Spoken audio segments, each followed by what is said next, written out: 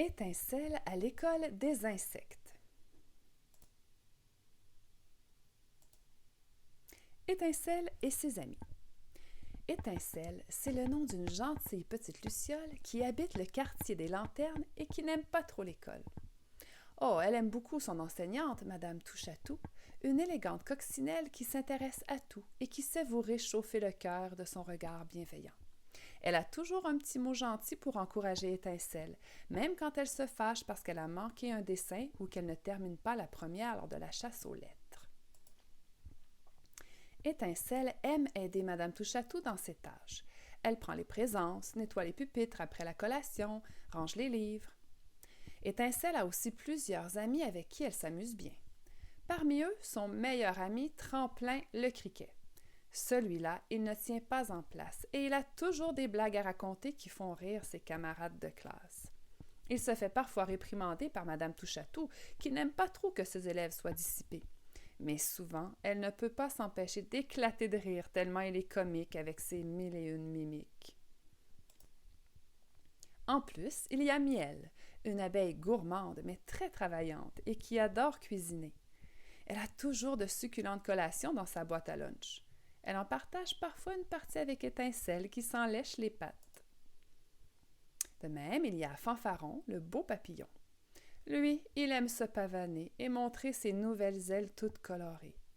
Il n'y a pas si longtemps, il était chenille et on n'avait rien à lui envier avec ses poils hirsutes et sa lenteur d'escargot. Voici Charpentier et Charpentière. Ce sont des fourmis jumelles, les plus studieuses de la classe. Elles insistent pour faire tous les travaux en équipe et Madame Touche-à-tout les laisse faire car elles ont toujours des idées extraordinaires. Lui, c'est Alter, le coléoptère, très fort et très fier. Il ne faut pas le vexer car il n'est pas rare que les chicanes se terminent en bagarre. Il cherche souvent à se battre et n'a pas le sens de l'humour. Son frère est un lutteur professionnel.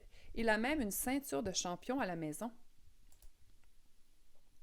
Aussi, il y a Funambule, l'élégante libellule. Elle est gracieuse et a toujours fière allure. Son père est couturier et lui fait ses vêtements sur mesure. Elle est à la fine pointe de la mode et Étincelle lui envie ses tenues extravagantes. Finalement, voilà Arpège, la cigale. Il est un peu dans la lune, toujours à fredonner des airs de chansons populaires.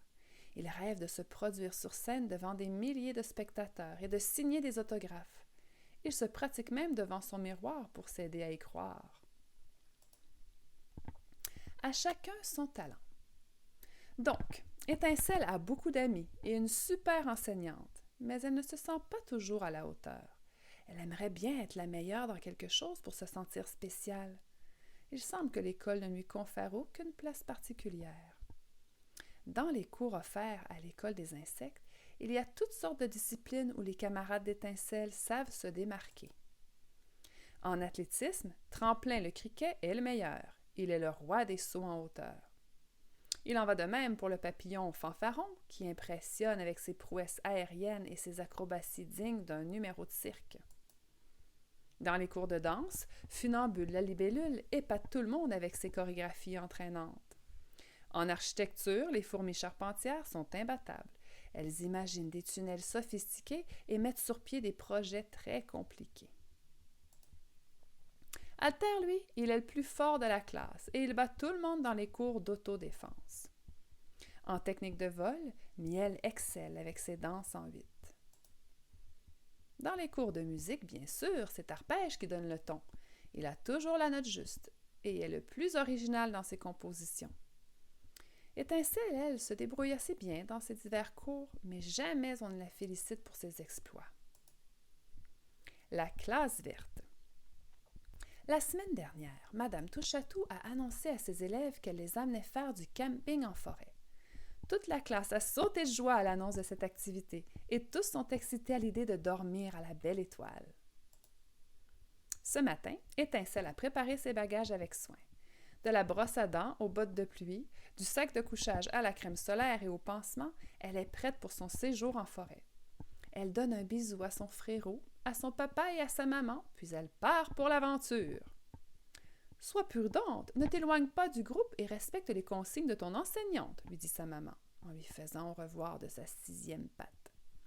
Oui, oui, maman, je serai sage, mais je compte bien m'amuser, et je te rapporterai les plus belles pierres que j'aurai ramassées. Quelques minutes plus tard, Étincelle rejoint ses amis à l'école. Et hop, tout le monde dans l'autobus, en route vers la forêt du Pic-Bois. Le trajet est un peu long, et les amis en profitent pour fredonner des chansons à répondre. L'excitation est à son summum. Arrivés au site de camping, tous les petits insectes s'entraident pour installer les lits, préparer un feu et cuisiner le dîner. Ensuite, on a le temps de faire un peu d'hébertisme, une cueillette de champignons. Miel a une excellente recette de sauté à leur proposer. Et Madame Touchatou a même préparé une chasse au trésor dans la forêt. Enfin, c'est le temps du souper. Les champignons à l'ail sont un régal. Et puis, le soleil descend tranquillement dans le ciel et on prépare un feu. C'est l'heure du conte et des légendes. La soirée va bon train quand, tout à coup, il se met à pleuvoir. Pas une simple petite bruine, mais une grosse averse qui fait s'éteindre le dernier tison du feu. Et avec tous ces nuages, tout devient noir. Les insectes se mettent à trembler. Ils ont peur dans la nuit à ne rien voir. « Tiens, c'est surprenant cette soudaine inquiétude de mes amis, se dit Étincelle. Elle s'étonne de ne pas avoir peur du tout, et au bout d'un moment, elle réalise qu'elle a une solution. Elle sait comment rassurer ses amis. C'est alors que se produit le moment magique, celui que la jeune Étincelle gardera gravé à jamais dans sa mémoire. Elle se sert de son talent particulier à elle, celui que seules les lucioles détiennent, le pouvoir d'éclairer. Oui, oui, sans batterie, sans électricité, comme ça dans la nuit, en plein milieu de nulle part, une lampe de poche vivante. C'est ainsi que la belle Étincelle a sauvé la situation en éclairant ses compagnons jusqu'à ce que la pluie cesse. Et même quand Madame Touchatou a voulu rallumer le feu, ses amis ont préféré veiller à la douce lumière de leur amie Luciole. Tenez-vous-le pour dit, il y a une lumière qui brille au cœur de chaque petit insecte, et il ne faut surtout pas avoir peur de l'allumer et de la montrer avec fierté.